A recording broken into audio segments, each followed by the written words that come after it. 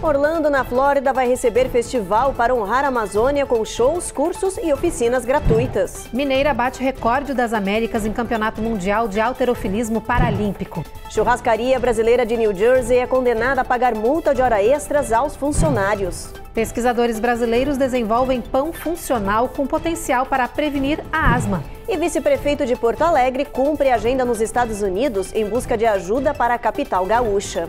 A ideia é apresentar um balanço da visita ao território americano sobre as cooperações técnicas e financeiras captadas aqui nos Estados Unidos.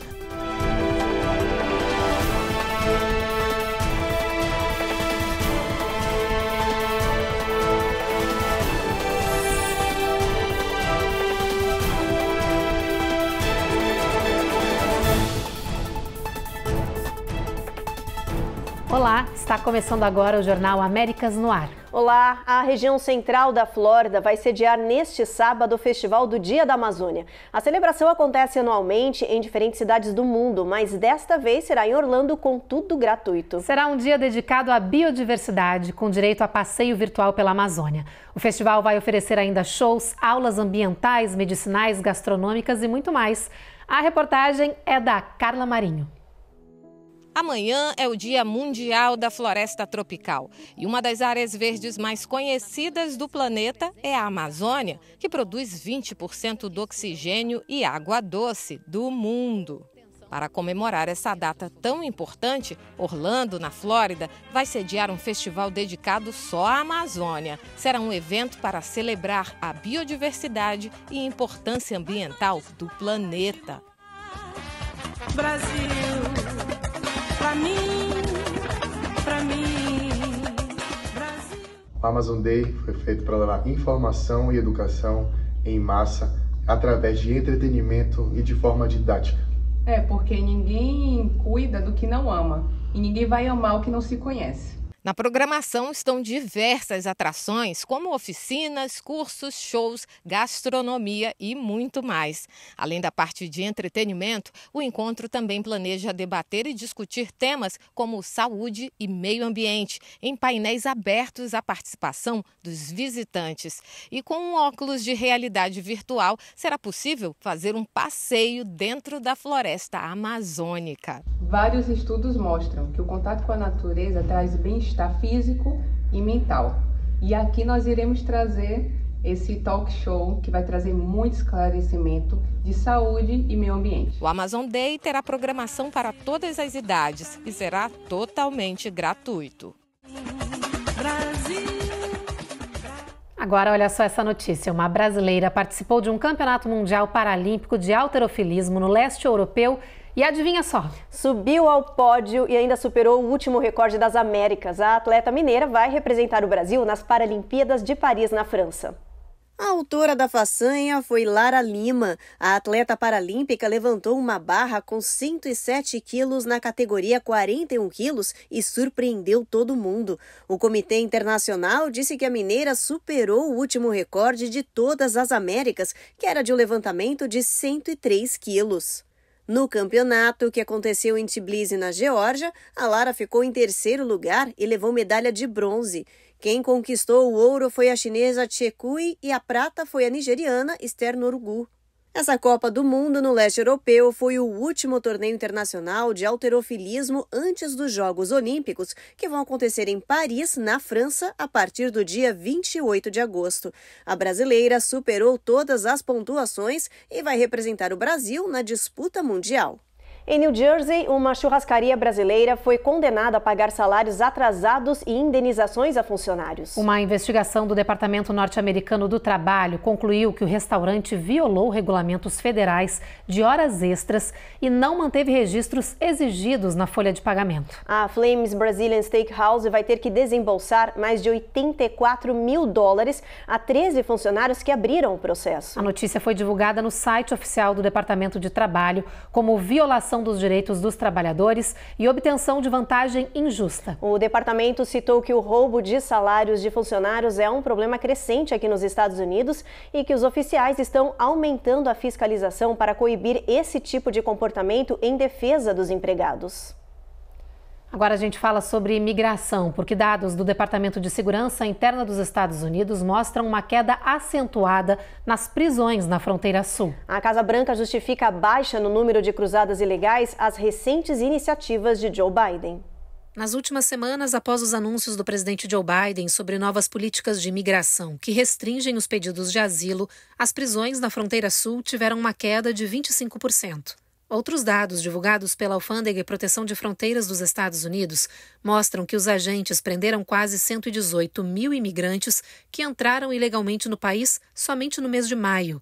Apesar de alto, o número é 9% menor do que o registrado em abril.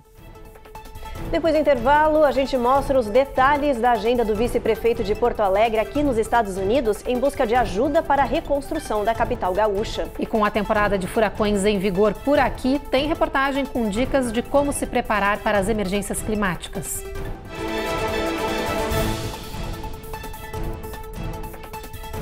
Américas no ar. Oferecimento. Rejab Ship. Melhore agora a sua qualidade de vida. Uninter, a melhor faculdade para brasileiros nos Estados Unidos. Acesse uninteraméricas.com e inscreva-se já.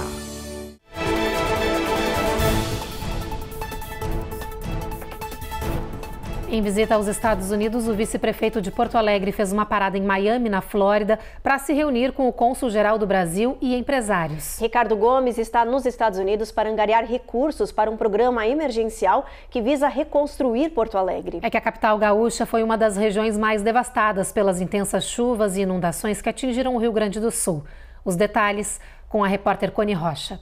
O vice-prefeito Ricardo Gomes está com uma agenda lotada nos Estados Unidos. A primeira parada dele foi no The World Bank, em Washington, D.C., para negociar um empréstimo para Porto Alegre. Uma reunião que foi bastante proveitosa, a gente está realinhando alguns aspectos desse financiamento para atender mais e mais drenagem no Quarto Distrito, no Centro Histórico. Agora ele está passando pela Flórida. O político brasileiro se reuniu com o cônsul-geral do Brasil em Miami, André Odenbright, para discutir outro tipo de ajuda. Aqui no Consulado Geral do Brasil na Flórida, discutindo com o embaixador apoio de empresas americanas que atuam no Brasil para o processo de reconstrução em Porto Alegre, mas também apoio das universidades aqui da Flórida no desenho de um projeto de prevenção e combate a emergências, de enfrentamento de emergências, de resposta a catástrofes para Porto Alegre e também, claro, por apoio para a região metropolitana. Ricardo Gomes está fazendo uma visita ao território americano em busca de recursos para reconstruir Porto Alegre, uma das áreas mais devastadas pelas chuvas e inundações históricas que atingiram o sul do Brasil. A tragédia climática matou 177 pessoas e deixou mais 400 mil desabrigados no Rio Grande do Sul. O vice-prefeito de Porto Alegre deve voltar ao Brasil neste final de semana. A ideia é apresentar um balanço da visita ao território americano sobre as cooperações técnicas e financeiras captadas aqui nos Estados Unidos. Novas viagens internacionais estão programadas. E já que a gente está falando de inundações e clima extremo, você sabe o que fazer se for emitida uma ordem de retirada imediata da sua região aqui nos Estados Unidos? Bom, vale lembrar que estamos na temporada de furacões que começou no dia 1º de junho e que a previsão deste ano é que ela seja histórica. Por isso, a gente preparou uma reportagem especial com dicas de como se preparar para possíveis desastres. Só nesta semana já foram registrados incêndios florestais, inundações e a primeira tempestade tropical da temporada. Por isso, é preciso estar preparado para qualquer tipo de emergência. No matter where you are, you need to be prepared for some type of emergency. Os especialistas ensinam que o primeiro passo é saber os riscos da área que você mora. O segundo é se inscrever nos alertas da sua região para receber todas as mensagens de inundação, chuva forte, tornado e furacão. Stephanie Fox, membro da Cruz Vermelha, explica que com essas informações nas mãos, você vai saber os riscos que corre e pode elaborar um plano de fuga e ação de forma antecipada. A socorrista chama de kit sobrevivência. É uma maleta que você pode pegar, sair correndo e que vai sustentar você e sua família por pelo menos 2 semanas. Dentro desse kit deve existir água, 1 galão por dia e por pessoa. enlatados ou barras nutricionais, nada perecível, alimentos para os pets, dinheiro, cartões e seus documentos mais importantes, como passaporte, por exemplo. Documentos que comprovem a sua propriedade, seguros para o que está coberto e o que não está. Esse tipo de informação é muito importante, assim como documentos de identificação, certidão de nascimento e Social Security. Explica Jeffrey Schlegelmilch, diretor do Centro Nacional de Preparação para Desastres. Ele lembra que se sobrar espaço e você tiver tempo, pode pegar itens de valor sentimental. Caso contrário, esqueça tudo para trás. Sua vida vale mais e novas memórias podem ser construídas com o tempo. Jeffrey orienta ainda a não subestimar as tempestades, que de repente podem se tornar mortais. How we're going to survive as best we can in this transition. Why is it that we're doing this? Depois que o Pentágono anunciou que enfrenta desafios para recrutar novos militares nos Estados Unidos, o Congresso norte-americano decidiu agir. Os congressistas revelaram os planos para mudar a legislação sobre o sistema de serviços seletivos. Para isso, eles já elaboraram uma proposta para tornar obrigatório o serviço militar aqui no país. A ideia é que um novo sistema passe a registrar automaticamente homens para alistamento no momento em que eles completarem 18 anos. Outra parte da nova lei também quer exigir o alistamento das mulheres. A medida já está avançando e teria aprovação da Câmara, mas o Comitê de Serviços Armados do Senado ainda não considerou o debate. Apesar das discussões, a nova lei tem gerado divisão entre deputados e senadores. Por isso, especialistas acreditam que é improvável que esse projeto seja aprovado como está. O Exército dos Estados Unidos não ativa um novo projeto voltado à pasta há mais de 50 anos. No Oriente Médio, possível guerra entre Israel e os terroristas do Hezbollah preocupa os Estados Unidos e países aliados. É que o setor de inteligência norte-americano apontou que o governo de Jerusalém não está preparado para um novo confronto. Enquanto isso, na faixa de Gaza, Israel anunciou um plano de pós-guerra contra o Hamas. Uma coalizão de países árabes vai ser responsável pelo enclave, como nos mostra agora o enviado especial da Record a Tel Aviv, Matias Brotero. O primeiro-ministro Benjamin Netanyahu disse hoje que a faixa de Gaza deve ter uma administração civil conduzida por uma cooperação de países árabes depois, quando a guerra acabar. O fim do conflito, segundo ele, termina quando o grupo terrorista Hamas for eliminado. Nesta sexta-feira, as ações militares israelenses foram focadas na cidade de Rafah, no sul, e na cidade de Gaza, ao norte. Os ataques tiveram como alvo estruturas terroristas. No norte de Israel, houve bombardeios e troca de tiros com integrantes do Hezbollah na fronteira com o Líbano. A tensão na região deixa em alerta autoridades mundiais. O secretário-geral das Nações Unidas, Antônio Guterres, disse que está profundamente preocupado e afirmou: a ONU está trabalhando para acalmar a situação e evitar o que chamou de erros de cálculo. De Tel Aviv, Matias Brotero para o Américas no Ar. No próximo bloco, Estados Unidos vão importar óleo de cozinha usado no Brasil para fabricar biocombustível. E a gente te mostra como pesquisadores do Brasil desenvolveram um pão funcional com potencial para prevenir a asma.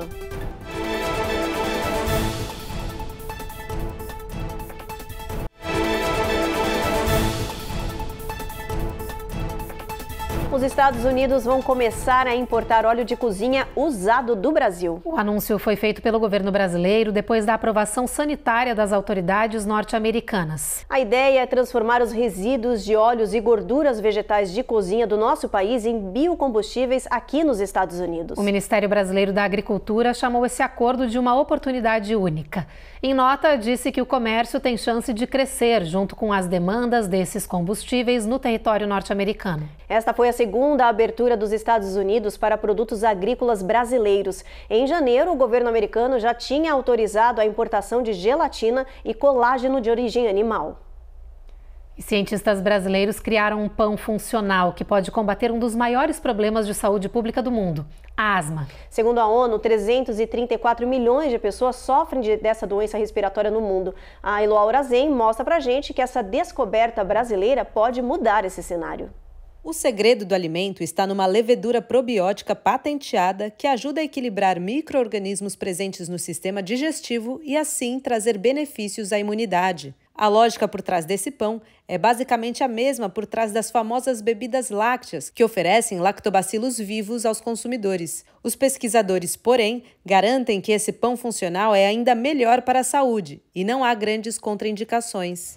Esse pão funcional ele não tem contraindicações para as pessoas sadias, saudáveis. Ele vai ter contraindicações somente para as pessoas que não podem consumir o trigo.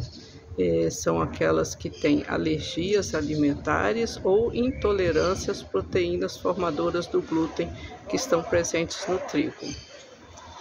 Um dos vertentes desse projeto é desenvolver também pães sem glúten, contendo essas leveduras adaptadas a massas ácidas sem glúten e liofilizadas também. Então, poderia ter aí o mercado tanto para as pessoas que consomem pães com trigo, quanto para pessoas que não podem consumir o trigo em sua alimentação. Quando aprovado, este superalimento pode ser um grande aliado das 339 milhões de pessoas que lidam com asma mundo afora. A pesquisa foi validada em animais e deve passar em breve para os testes em humanos. A rapidez do processo depende, claro, do incentivo financeiro. Essa experimentação em humanos é um projeto de maior custo, está sendo enviado aí para a FAPESP, para os órgãos de fomento aqui do Brasil, porque até o momento nós só temos, todo o custo da pesquisa foi feita por agências de fomentos de nível público, a FAPESP, a CAPES, as bolsas, e as propostas aí todas foram por fomento público. Mas estamos abertos a outras negociações também. A promissora e tão esperada vacina para combater o câncer de mama foi finalmente aplicada na primeira voluntária aqui nos Estados Unidos. Até chegar neste momento foram mais de 30 anos de pesquisas. O objetivo é de, no futuro, essa dose ser destinada a prevenir o desenvolvimento dessa doença. O estudo inovador de uma vacina contra o câncer de mama deu agora um importante passo. Ontem, o Centro Médico da Universidade de Pittsburgh anunciou que Maria Kitai, de 67 anos, a primeira participante dessa nova fase da pesquisa, havia recebido o ciclo completo do imunizante. She said it's so painful to have this. Maria foi diagnosticada com câncer de mama em estágio inicial e diz que está muito feliz em poder ajudar milhões de mulheres no futuro através dessa pesquisa. And that they are willing to receive a vaccination for a few weeks before they have an operation. Uma das médicas da equipe diz que hoje, após mais de 30 anos de pesquisas, esse primeiro ensaio clínico de uma vacina desse tipo pode mudar significativamente o diagnóstico de câncer de mama no mundo. A voluntária Maria recebeu 3 injeções da vacina em 10 semanas. A última dose foi administrada ontem. Agora, enquanto ela segue sendo acompanhada, o estudo quer recrutar 50 outras mulheres para mais avaliações, para entender como essas pacientes desenvolvem a resposta imunológica que é gerada pela vacina, que pode ajudar o corpo a combater um câncer no futuro. Hoje, segundo a OMS, o câncer de mama é o tipo mais comum da doença entre as mulheres em 157 países. Somente em 2022, ele foi responsável pela morte de 670 mil pessoas globalmente. Neste final de semana acontece em New Jersey uma grande programação dedicada à comunidade brasileira. Será a celebração de 20 anos da Mantena Global Care, uma organização sem fins lucrativos que dedica toda a sua história e as ações sociais para ajudar os imigrantes latino-americanos e também as pessoas de baixa renda da região. A festa vai ser no domingo e vai oferecer shows, entretenimento e muita celebração. O evento está aberto a todos os interessados. Vão ser arrecadados também fundos para futuras ações sociais da ONG. Todos os detalhes dessa festa você pode ver no site da Mantena Global Care. Entre os convidados ilustres estão Luísa Brunet, Valéria Valença e o jogador Zico e várias outras personalidades também. Ei, gente, eu sou Valéria Valença, tô passando aqui para dizer que dia 23 é a nossa festa em comemoração aos 20 anos da Mantena Global Care. Isso mesmo, os tickets, gente, eu estou passando aqui para lembrar vocês, os tickets já estão quase esgotados, vocês não podem perder. Agora tem mais um intervalo e na volta, especialistas alertam para os cuidados com os animais de estimação durante o calor extremo. E atenção, comunidade de Massachusetts, mais de 20 praias estão fechadas por contaminação por bactérias perigosas.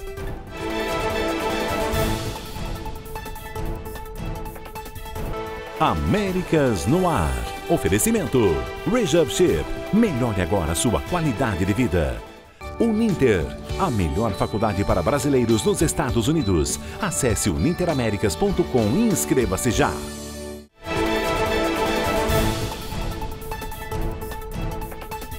A forte onda de calor que afeta mais de metade dos Estados Unidos neste começo de verão é um perigo para a saúde, mas não só dos humanos. As autoridades estão emitindo alertas para os cuidados com os pets, que podem sofrer até mais do que nós e precisam de atenção redobrada. No Schuylkill River Dog Park, em New Jersey, a água está liberada para os cães. E apesar de ser um refresco e tanto nesses dias super quentes, a Julia diz que está sempre atenta para garantir que seu filhote não tenha qualquer colapso por excesso de calor. I've learned from my friend to come out early so that, it doesn't get too hot. So that's why we're here before noon. Veterinários alertam que, assim como acontece com as pessoas, as temperaturas acima dos 90 graus Fahrenheit também podem ser perigosas para os nossos animais de estimação. Em forma de alerta, a polícia de Chester divulgou um triste caso deste husky que foi encontrado morto no início da semana no quintal de uma casa.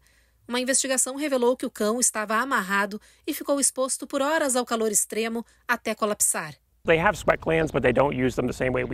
Eles têm glândulas sudoríparas, mas não usam da mesma maneira que nós. Então eles realmente só precisam respirar todo o calor que recebem e pode ser muito difícil para eles regularem a temperatura corporal, explica esse médico veterinário. E se isso acontecer, o animal pode morrer em poucos minutos. Ao contrário do que muita gente acha, que o banho gelado ou colocar o pet numa piscina pode ajudar, não é verdade. O ideal é que a gente molhe as extremidades, as patas e faça a ventilação mais fresca, ou seja, ar-condicionado, ventilador, ar gelado para respiração. Eles fazem a troca de temperatura através da respiração, principalmente, e através do contato das patas. Então, através desses locais, a gente consegue resfriar o corpo do animal de forma saudável. Quando a gente expõe a uma temperatura baixa, numa piscina ou no chuveiro gelado, ou banho gelado, baldes e tudo mais, você pode causar um fenômeno que chama coagulação intravascular disseminada, que é uma alteração hemodinâmica no sangue que pode levar o paciente a óbito. Então é muito sério, as pessoas que às vezes colocam toalhas molhadas, liga chuveiro, mangueira, não façam isso.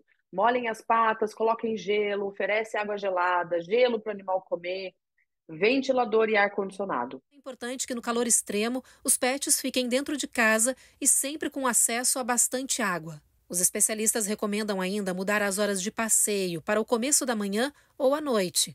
Fora esses períodos, há grande risco de queimaduras nas patas por causa do pavimento quente, que no verão mantém temperatura de mais de 100 graus nos horários de pico do sol. Hora da nossa previsão do tempo, vamos ver como é que vai estar o clima para esse final de semana em boa parte do país.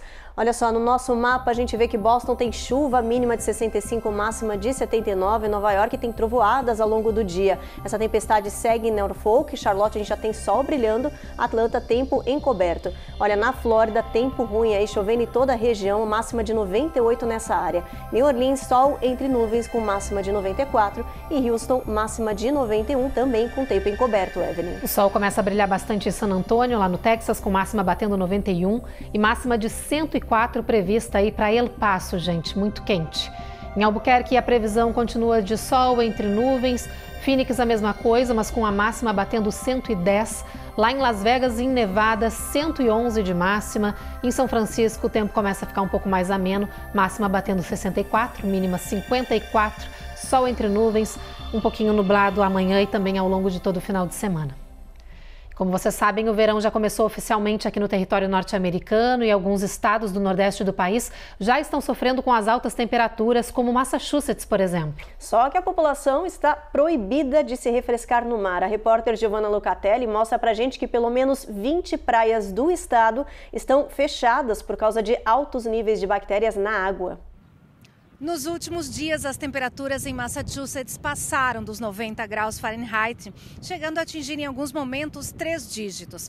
Essa onda quente excessiva é resultado de um domo do calor que atinge parte dos Estados Unidos e provoca esse efeito de ar abafado e sufocante aqui em Boston, por exemplo. Ao contrário do que muita gente pensa, não será possível se refrescar nas praias populares neste final de semana. O governo do estado soltou uma lista de 20 praias e lagos que estão fechados para banho por causa de altos níveis de bactérias nas águas, que podem causar doenças gastrointestinais, respiratórias, alergias e doenças de pele, entre outros problemas. As autoridades informaram que essa lista está sendo atualizada todo dia para que a população saiba exatamente a qualidade da água das praias e não corra riscos. Essa contaminação é resultado de excesso de escoamento de esgoto no mar. Sobre o calor excessivo, a boa notícia é que a partir de hoje o clima deve refrescar um pouco.